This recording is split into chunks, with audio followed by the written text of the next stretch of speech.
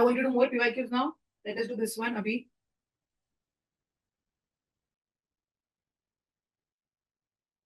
चलो let us do this one also together. तो देखो अब तक मैंने तुम्हें जो एग्जांपल्स बताए, ठीक है, मैं हर एक टाइप का एग्जांपल तुम्हें दे रही हूँ. हाँ, जैसे कि first was an example of definition. This was basically about an idea, है ना. उन्होंने तुम्हें पहले बताया कि what is this idea, what is this Bacon नाम का ये आइडिया क्या होता है ना. वहां से हमने स्टार्ट किया एंड वहां से फिर फ्लो करके we went on to understand its use case, how it works, so on and so forth, right. So it was basically idea की what it is, how it works, basically its mechanism, where it is used and use case का example, right. So it is idea. हमने flows देखे थे, right. कहाँ गए हमारे flows, ये. This was idea to example. Idea to example वाला flow था ये. There was an idea and then there was an example given. Then next was our definition to illustration. ये first था, ये second definition to illustration था, right. मैं हर एक idea का तुम्हें दूंगी, ठीक है. So this is definition. They defined what is this collaborative filtering. Then you explain, they paraphrased it. तो your definition में count होता है ना, paraphrased, ताकि तुम्हें easily समझे. तो defined it and definition के बाद they gave you an example or illustration or whatever. उन्होंने illustrate किया उसका कि उसमें problem है और वो problem का illustration बताया, gardening वाला example देके. So this is again a definition to illustration. That was idea to ये.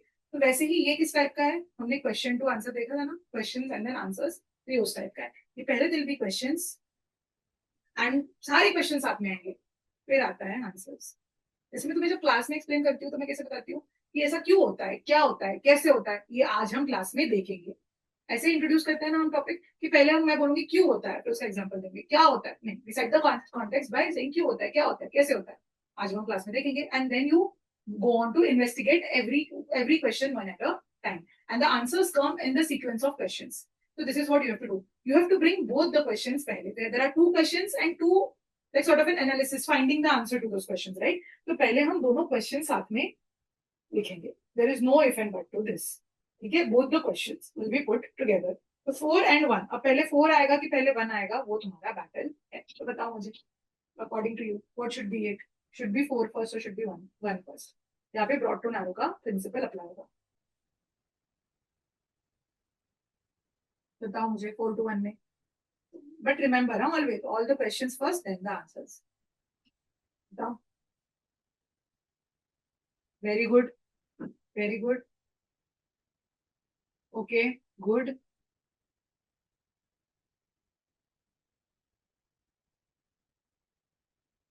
Very good. So everybody is voting for 4 and that's good. So Q4 पहले आएगा. Why are some crimes designed for perpetual re-examination and others locked into permanent obscurity? What do you mean by obscurity? What do you mean by obscurity?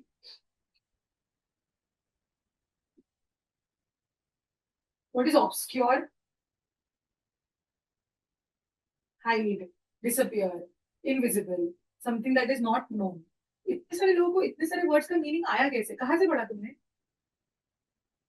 Where do you get obscure का meaning? You already knew or have you been using the? कहाँ से पढ़ा बताओ मुझे. हमारे Instagram पे word of the day आता है. Oh, this was a part of naming tough words class. Very good, very good, very good.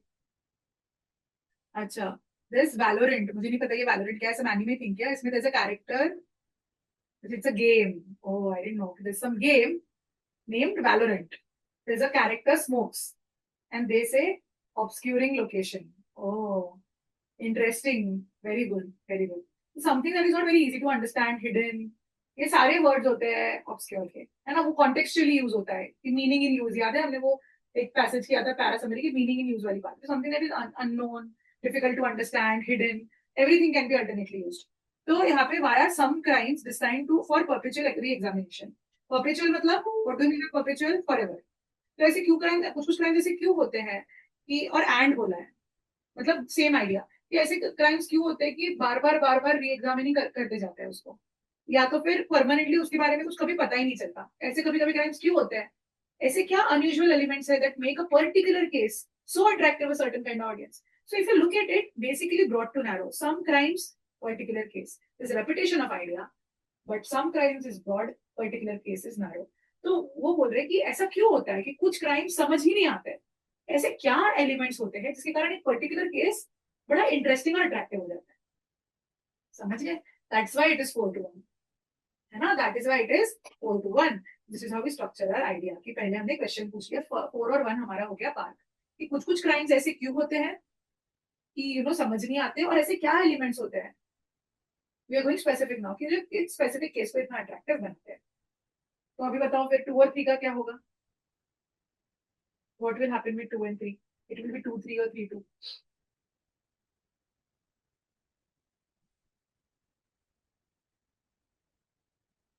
Why?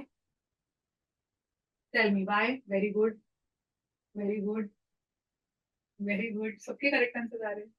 Very good, yes, it is 2-3। क्यों? क्योंकि ऐसे क्या अनयूजुअल एलिमेंट्स होते हैं? It might be a particular savage or unfathomable level of depravity. Very often it has something to do with precise amount of mystery involved. ये पहले question को answer करता है कि कुछ कुछ क्राइम्स ऐसे क्यों होते हैं, क्योंकि कुछ तो होता है ऐसे, एलिमेंट ऑफ मिस्ट्री होता है उस स्पेसिफिक इसमें, राइट, जिसके कारण वो ऑब्सक्योर रह जाते हैं, right. Unsolved and perhaps unsolvable cases offer something that ordinary murder doesn't. So this is answering a case. इस केस को आंसर कर रहा है ये।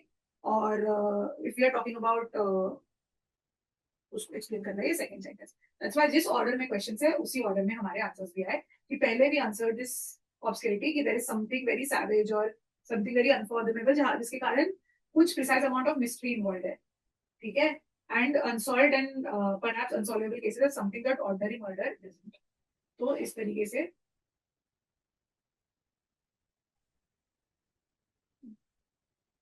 अच्छा, why is the question, because this is how it is.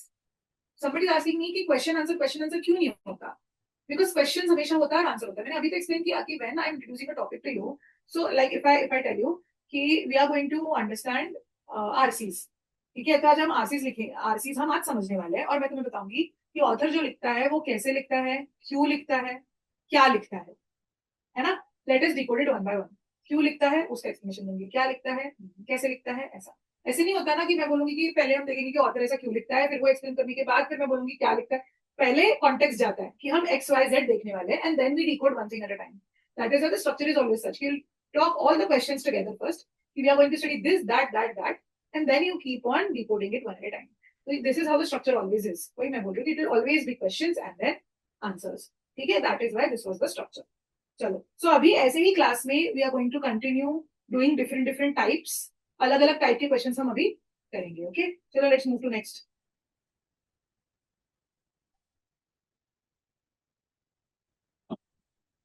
Wait, तो अभी तक हमने 3 पार्ट्स देख लिए, right. There was idea and explanation, there was definition and illustration, there is question and the answer, ठीक है। तो this is where we finish the first part of the class, and then going ahead we are going to do again example that are telling the other parts. जो other मैंने बताया ना flow, वही हम करेंगे through PYQs only. So this is how we will what this is what we are going to do in the next half of the class, ठीक है। फिर यहाँ तक तुम्हें समझ जाना चाहिए तो तुम आगे के क्वेश्चंस भी कर पाओगे, यस और नो। और हम बहुत सारी प्रैक्टिस ऑफ कोर्स करेंगे, will keep practising more and more questions, but I hope you understood यहाँ तक, है ना। फिर ऑल राइट, कूल देन, चलो अब ये करो।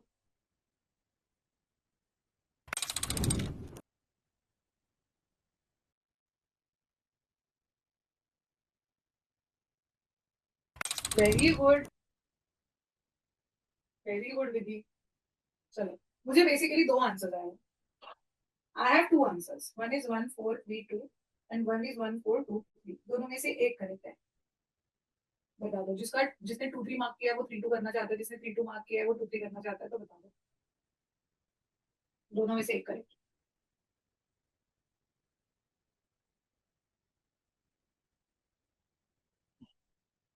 है। All right, all right, let us have a look at it now, ठीक है। तो अभी how are we going ahead? Okay, 1 और 4 में किसी को confusion है नहीं, so we are going to start from there. So it starts saying कि relying on narrative structure alone, अगर हम सिर्फ narrative structure पे डिपेंड करें, सिर्फ narrative structure पे देखें, तो indigenous significances of 19th century sand folk tales are hard to determine. Significances of these tales are hard to determine. हम determine नहीं कर पाते अगर सिर्फ हम narrative structure देखें, जिस तरीके से वो कहानियां बताई गई है उसके ऊपर अगर हम उसके ऊपर अगर हम फोकस करें तो हमें इन टेल्स का सिग्निफिकेंस पता ही नहीं चलता, ठीक है। फिर आगे उन्होंने एक्सप्लेन किया क्यों बोल रहे हैं ऐसा, व्हाई आर ऑथर सेइंग ये पता नहीं चलता, because meaning can be elicited the tales contextualized by proving beneath the narrative of verbatim original language records and exploring the connotation of high significant words and phrases, ठीक है। तो अभी क्या है, meaning can be elicited, tales can be and the tales contextualized. अगर हम सिर्फ narrative structure ना देखें, इस चीज को हम कॉन्टेक्स्ट में डाले by probing beneath the narrative of verbatim, जो सिर्फ वर्ड्स लिखे हैं, verbatim is words के beneath क्या लिखा है, अगर वो हम देखें, original language records and verbatim original language records and exploring connotations of highly significant words and phrases. तो बेसिकली तुम यहाँ पे तुम पता चला कैसा टेल बताया कि सिर्फ नरेटिव स्ट्रक्चर पे तुम देखोगे तो तुम्हें मीनिंग नहीं पता चलेगी, बट तुम उसका मीनिंग समझ पाओगे। तो word is hard to significance is hard to understand. तो यहाँ पे सिग्निफिकेंस एंड मीनिंग एक ही बात है ना। इंडिजिनस सिग्निफिकेंस मतलब इसका मीनिंग ही नहीं समझ में आता है, राइट, बट समझा जा सकता है meaning, it can be elicited and tales contextualize, हम उसको कॉन्टेक्स्ट में डाल सकते हैं टेल्स को, हम उसका मीनिंग एक्सट्रैक्ट कर सकते हैं। कैसे, how, by probing into these things, by probing into narrative of verbatim original language records and exploring connotations of highly significant words and phrases। कि उस समय पे जो सिग्निफिकेंट वर्ड्स एंड फ्रेजेस उनका क्या मतलब था ओरिजिनल लैंग्वेज के रिकॉर्ड्स को यूज करके, है ना, कि वो जो वर्ड्स लिखते थे उसके पीछे उनका क्या कहने का मतलब होता था, वो नरेटिव के वर्बैटिम के पीछे उनका क्या कहने का मतलब होता था। तो इस सब अगर हम थोड़ा सा डीप डाइव करें तो हम इससे मीनिंग निकाल सकते हैं और ये टेल को कॉन्टेक्स्ट कॉन्टेक्स्ट डाल सकते हैं इस टेल को, अगर हम ऐसा करें तो, ठीक है। तो ये उन्होंने बता दिया। अब वो क्या बोल रहे हैं, using their supernatural potency, using their supernatural potency benign shamans, ठीक है, transit the levels of sand cosmos in order to deal with social conflict, to protect material resources and enjoy a measure of respect that sets them apart from ordinary people। But सबसे पहले तो तुम्हें शमान्स को introduce करना पड़ेगा ना। यहाँ क्या बोला है, सिलेक्टेड टेल्स रिवील। अब देखो यहाँ पे टेल्स की बात होगी, so we talked about this tales, then we again talked about the tales only, कि हम वो टेल्स को कैसे समझ सकते हैं, एंड उन्हीं टेल्स को हम अभी और डिस्क्राइब कर रहे हैं। The selected tales reveal that they deal with form of spiritual conflict that has social implications and concern conflict between people and living or dead malevolent shamans। And then we are saying कि ये जो shamans है वो using their supernatural potency वो ऐसे ऐसे करते थे। तो पहले we'll have to introduce the shamans and then refer to what they used to do, right? That is why it is 3. This is the answer. So 3 and 2 form a pair, 1 and 4 form a pair, and the sequence is basically you introduce something and then you form the reference chain, right? Using their supernatural potency, benign shamans used to translate this level, etc., etc. तो वो पहले हमने को बताया कि tales का ऐसे ऐसे मीनिंग नहीं समझता, तुम्हें अंडरनीथ जाना पड़ता है। कुछ सिलेक्टेड टेल्स में तुम्हें रियलाइज होता है कि ऐसे ऐसे टाइप का कुछ स्पिरिचुअल कॉन्फ्लिक्ट टाइप का चीज है, और फिर उसको फर्दर एक्सप्लेन कर दिया कि वो सुपरनेचुरल पोटेंसी यूज करके वो शमान्स खुद को लेवल ट्रांसफॉर्म करके ऐसे टाइप का कॉन्फ्लिक्ट मैनेज करते थे, या जो भी उन्होंने बोला, ठीक है। तो this is how the story is, it's 1 4 3 2। फिर चलो, तो ये किस टाइप का है, what is the story here, what kind of flow it is. The flow is that there is a problem, there is a problem and the problem has a solution. There is a problem कि there is this one thing which can not be understood, तो उसका solution कि but if you go underneath you will understand it, and then they have given you an example. जैसे कुछ कुछ tales है वहां पे तुमको ऐसा ऐसा रियलाइज होगा और तुमको पता चलेगा, और फिर उसको एक्सप्लेन किया है सेंटेंस नंबर 2 में। This problem to solution type का फ्लो, ठीक है, इंफॉर्मेशन फ्लो। चलो अब let's do this one.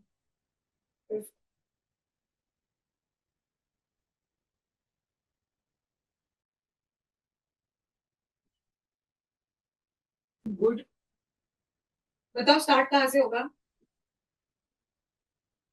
Okay, 4 से स्टार्ट होगा ऐसा हमें लग रहा है।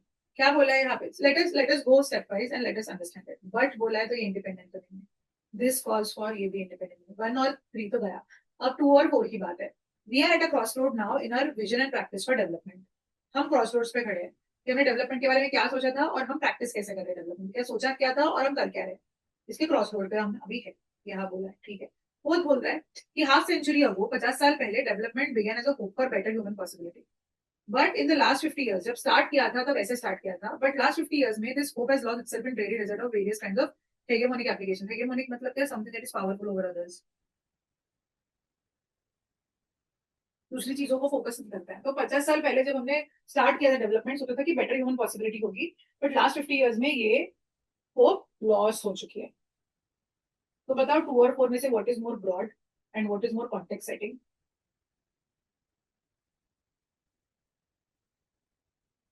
Do you still think it is 4 or do you think it is 2? It is 2, right? 2 is more context setting. 2 में उन्होंने क्या बोला है? Today we are at a crossroad of our vision and practice for development. What vision? Vision is that 50 years ago when we began, this was the vision. And what is a practice? This is the practice. So look at it this way, guys. If they talk about vision, so this is the vision. And practice, so this is the practice. Right? So vision and practice. So it is 2 and then 4 precisely. Okay, precisely it is 2 and then 4. समझ रहे हो कि we are now at a crossroads of vision and practice for development. 50 साल पहले जब हमने start किया था we had better hope but it has now lost in really result of various kinds of hegemonic applications.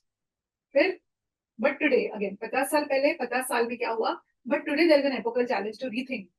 है ना? ये हुआ क्या हुआ कि विजन था और वो विजन कहीं ना कहीं एक विजन था और वो विजन कहीं ना कहीं लूज हो गया. पर आज हम इस मोड पे पहुंच गए कि हमारे ऊपर चैलेंज है that we rethink and reconstitute the vision and practice of development as a shared responsibility, a sharing which binds both the agent and the audience, the developed world and the developing the bond of shared destiny. But आज हम उस stage पे है जब हमें rethink reconstitute करना पड़ेगा. Agent मतलब जो कर रहा है, ऑडियंस जो ये डेवलपमेंट होते हुए देख रहा है, ठीक है, जो डेवलप्ड वर्ल्ड है जो सबका डेवलपमेंट करवा रहा है, डेवलपिंग वर्ल्ड जो ये डेवलपमेंट देख रहा है, सबकी एक शेयर्ड रिस्पॉन्सिबिलिटी शेयर्ड डेस्टिनी है. तो हमें वो देखने की जरूरत है. तो basically 2 sentence is a broad context setting sentence जिसको 4 and 1 एक्सप्लेन कर रहे हैं कि आज हम क्रॉस रोड पे हैं. 50 साल पहले ये हुआ, 50 सालों में ये हुआ और आज हम उस पोजीशन पे आ गए जब हमें सोचना पड़ेगा. ठीक है. और फिर उसके बाद आता है लास्ट सेंटेंस कि this calls for cultivation of appropriate ethical mode of being in our life which enables us to realize the global and planetary situation the shared living and responsibilities का solution. So again there is a problem versus solution thing. ठीक है. Past, present, problem, solution. So it's a combination of both kind of narratives. There was a problem told and there was a solution. What is the problem? Problem explain करके solution बताएंगे ना. कभी भी किसी भी चीज का एक्सप्लेनेशन होगा. तो प्रॉब्लम है कि we are at a crossroad. क्यों क्रॉस रोड पे है वो एक्सप्लेन किया क्योंकि ऐसे हुआ था. हम क्रॉस रोड पे किसके क्रॉस रोड पे? Vision and practice of development के. क्यों? इसका मतलब क्या है कि जब स्टार्ट हुआ था तो ये विजन था बट आज हम इस मोड पे आ चुके हैं. तो फिर सोल्यूशन क्या है? सोल्यूशन है कि ऐसा ऐसा करो. ठीक है. This is a problem to solution narrative. Do we understand this? देखो जो मैंने फ्लो ऑफ इन्फॉर्मेशन है ना उसको बोल के पी लो. This are the flow of information. तो तुम बकेट कर पाओगे चीजों को. ठीक है. कि what is problem solution, what is past to present, right. ये कैसे होता है. प्रॉब्लम एक्सप्लेन होता है क्वेश्चन टू आंसर्स. तो ये पैटर्न्स है ना. Start adopting to them. तो इट्स 2 4 1 3. चलो let's do this last question for today's class.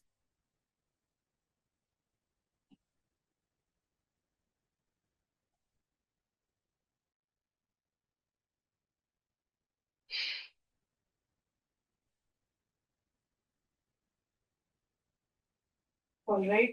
Looking at your solutions. Okay.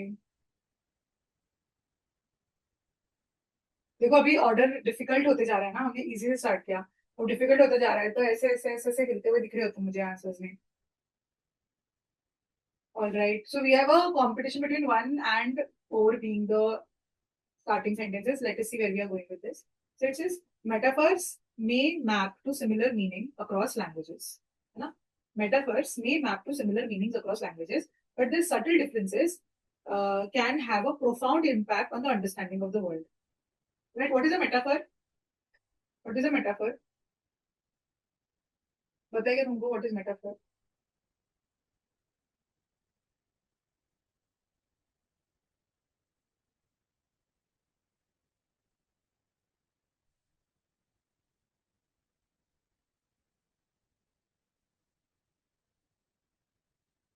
Simile. हाँ, फिगर ऑफ स्पीच मेटाफर पता है ना. Very good.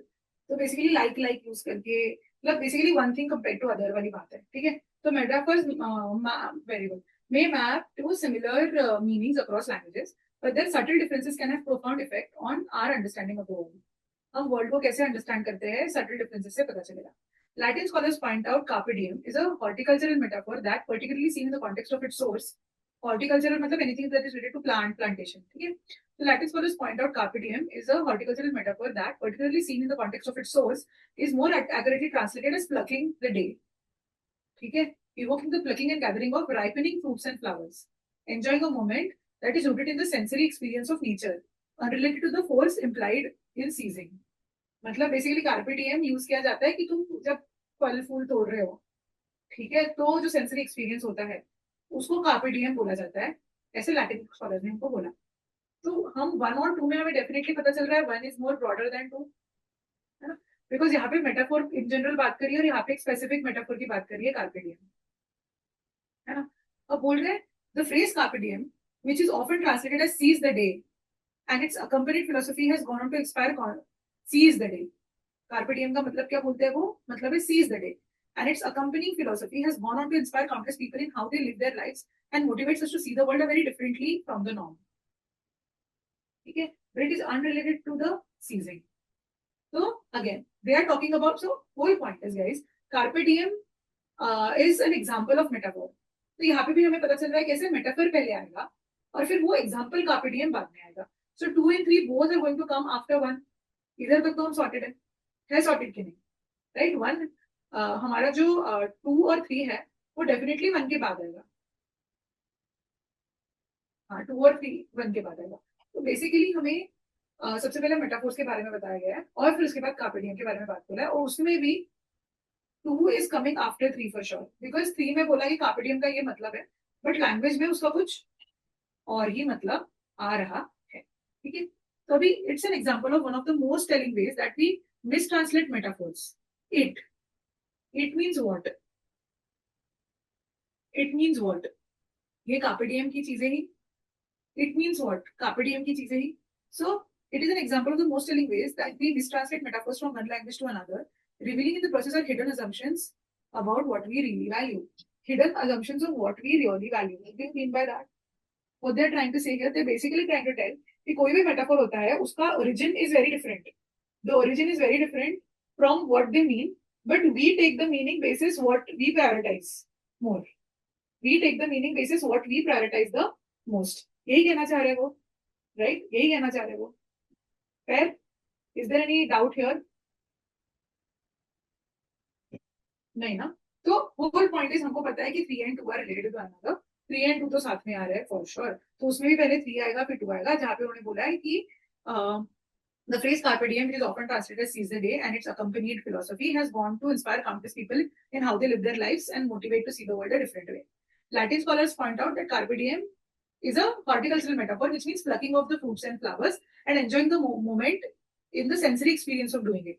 It has nothing related with seize the day. So this is how we form a pair.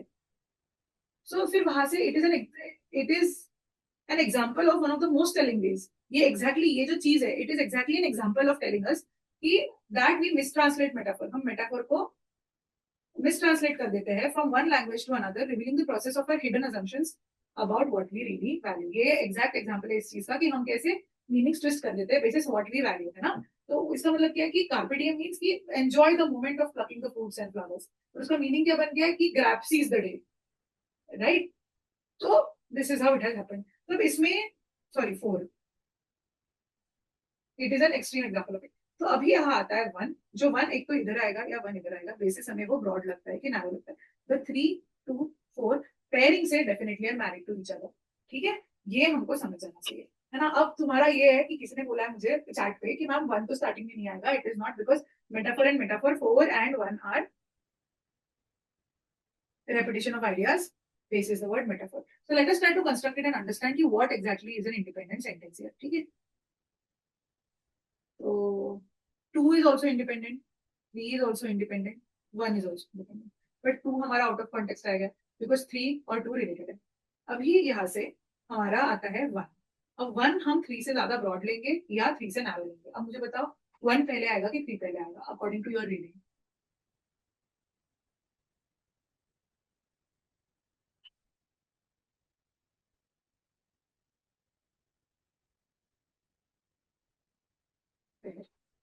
ठीक है, तो answer has to be 1. Answer has to be 1, 3, 2, है ना, क्योंकि हमने पहले कॉन्टेक्स्ट दिया कि मेटाफोर्स की सिमिलर मीनिंग्स हो सकते हैं but subtle differences can change our understanding of the world. For example carpe diem का meaning seize of the day होता है बट एक्चुअली उसका मतलब होता है just enjoy plucking the fruits and flowers. तो ये एग्जैक्ट एग्जांपल है कि मेटाफोर्स कैसे एक लैंग्वेज से दूसरे लैंग्वेज में इनका मीनिंग चेंज हो जाता है. तो this is how it has to be constructed. Do you understand? 1 3 2 4 very good रेने. 1 3 2 4 अरे सबका ही आंसर 1 3 2 4 है क्या? Figure of speech to compare. हाँ 1 से स्टार्ट करेंगे तो it's 1 3 2 4. Fair, no doubts here. Very good. Everybody got exact answers. Proud of you. और एक करना है ड्रॉप ऑफ करना है. You want to do one more? ये हो गया मैम. क्लास पहले लेट स्टार्ट किया सब वगैरह हो. Rene says we can do one more, so we are doing one more. Others are having no opinion, so I think let's do.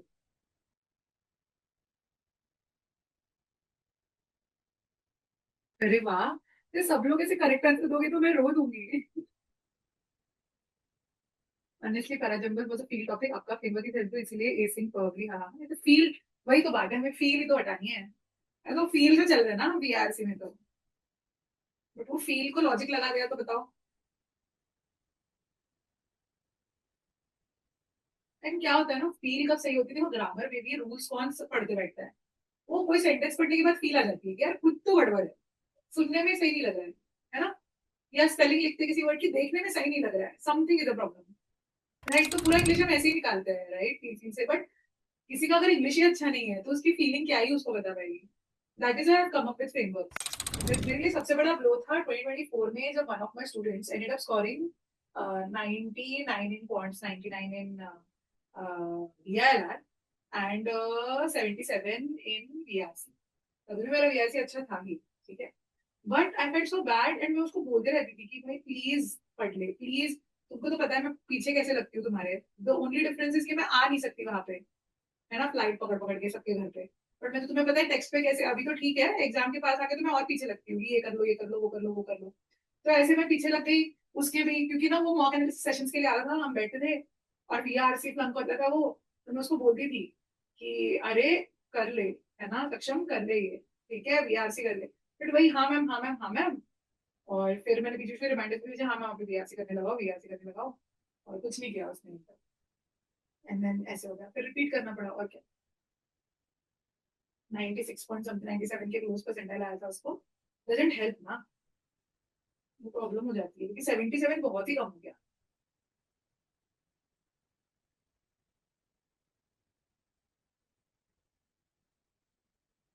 तो इसीलिए मेरे को ये था कि यार मुझे वीआरसी और लॉजिकल बनाना है और लॉजिकल बनाना है. मैं और अपग्रेड किया इस साल और अपग्रेड किया हर एक चीज के लिए. ये castle framework is new, TCS framework is new, lot of framework, the 5 4 3 2 1 of reading and RC is new. This is all this year's, है ना. और मैं और उसको रिफाइन करते जाऊंगी आगे.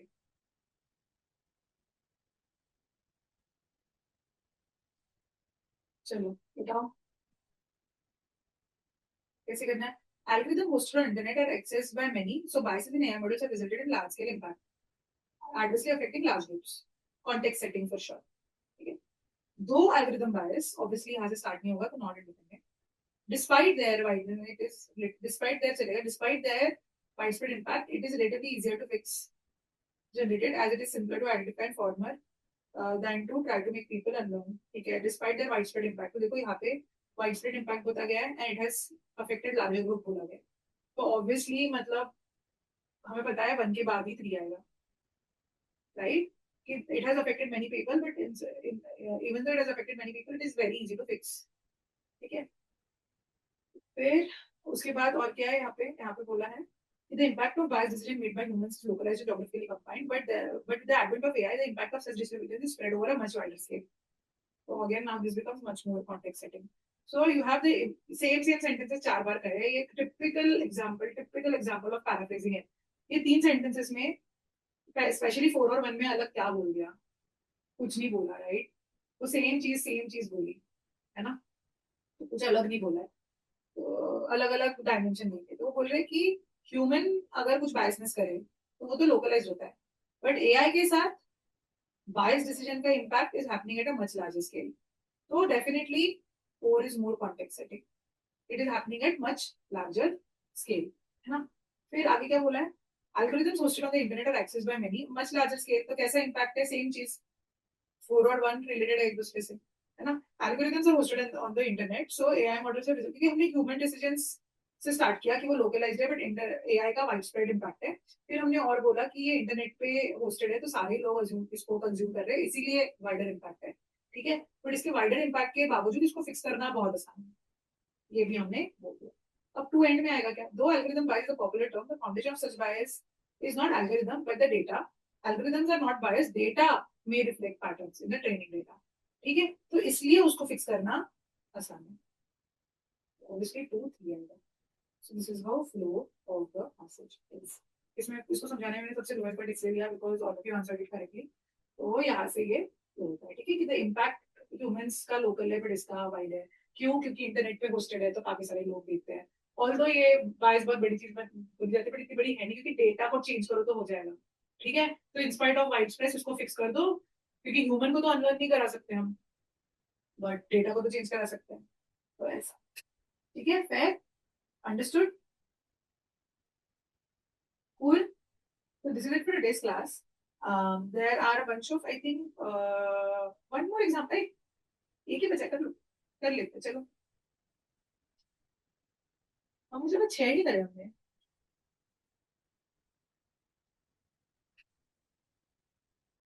Fairly difficult.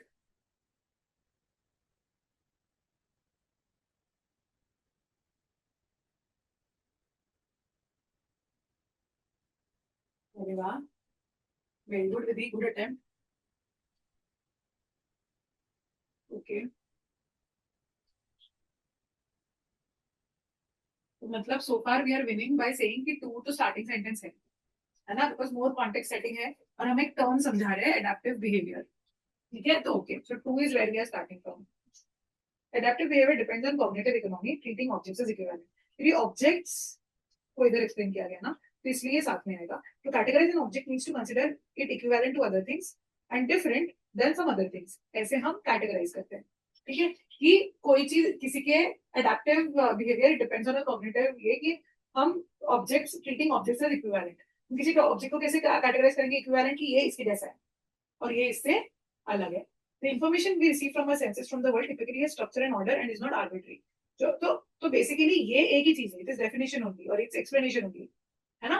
कि उन्होंने बोला है कि ट्रीटिंग ऑब्जेक्ट्स एज इक्विवेलेंट का मतलब क्या है, ये है इसका मतलब. तो उन्होंने एक आइडिया को पूरा कंप्लीट किया 2 और 4 बता के. ठीक है, ये 2 और 4 बता के उन्होंने एक आइडिया कंप्लीट कर दिया कि हम ऑब्जेक्ट्स को इक्विवेलेंट कैसे ट्रीट करते हैं, कि है ना, तो object is equivalent to other things if it is in that category or different if it is not in that category, same features नहीं है. तो अब the information we receive from our senses from the world typically has structure, order and is not arbitrary. Living things, animals and plants typically exhibit correlational structure. तो ये इसका answer है. अब देखो मैं तुम्हें एक बार बताती हूँ. इसमें all the rules that we learn do not strictly apply. ठीक है, why? So when they want to make a certain parajumble extremely tough, when they want to make a certain parajumble extremely tough, what do they end up doing is they end up taking एक paragraph. ठीक है, उसका ये sentence देंगे, फिर ये देंगे, फिर ये देंगे, फिर ये देंगे. तो एक स्टोरी ही नहीं बन रही है डायरेक्टली. बीच बीच के 2 3 सेंटेंस उन्होंने कर दिए स्किप. तो जब ऐसा कर दिया होता है तो फिर it's like a bad story telling, right. जिसमें you are expected to jump from one thing to other without any correlation. How will we do that, we can't, है ना.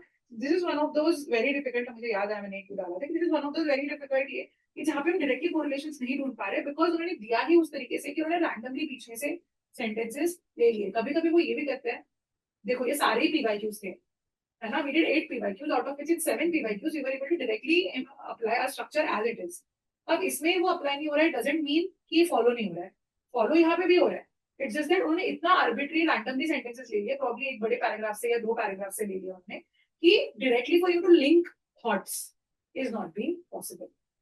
But 2 and 4 to completely come together. So 2 and 4 to definitely form a pair. I'm really happy that you were able to understand it. 2 is the first sentence. 2 and 4 pair क्यों बनते हैं, तो तुम्हें समझ गया ना. Objects as equivalent and object is considered to be equivalent is literally the same thing.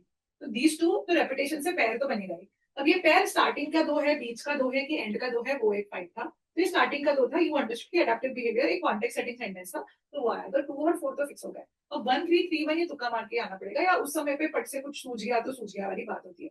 But basically they are trying to build इसमें intuition कैसे यूज करना है. इंट्यूशन हमेशा यूज करना है. 2 4 तो तुम्हें समझ गया that is in the starting. 1 और 3 में always go look from broad to narrow. तो broad क्या है कि information we receive from our senses etc seems more broad, and then you are talking about correlational structure. तो अभी यहाँ पे भी स्ट्रक्चर की बात करी है,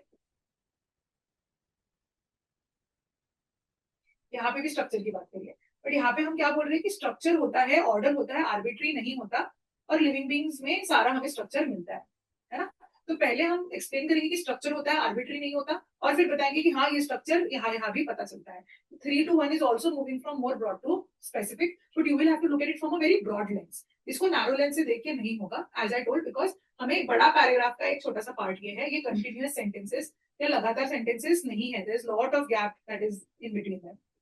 तो हम डायरेक्टली नहीं देख पाएंगे, हमें बहुत ब्रॉडर लेंस से देखना पड़ेगा. तो उससे तुम्हें पता चलेगा 2, 4 are a bunch, 3 and 1 are a bunch, because 3 is also talking about a structure, 1 is also talking about a structure, and 3 is talking about a structure in a more theoretical way where they are explaining you कि structure होता है, order होता है, random नहीं होता. ठीक है, ऐसा ही structure हमें living beings और animals में भी मिलता है. It's an example, going more specific with it.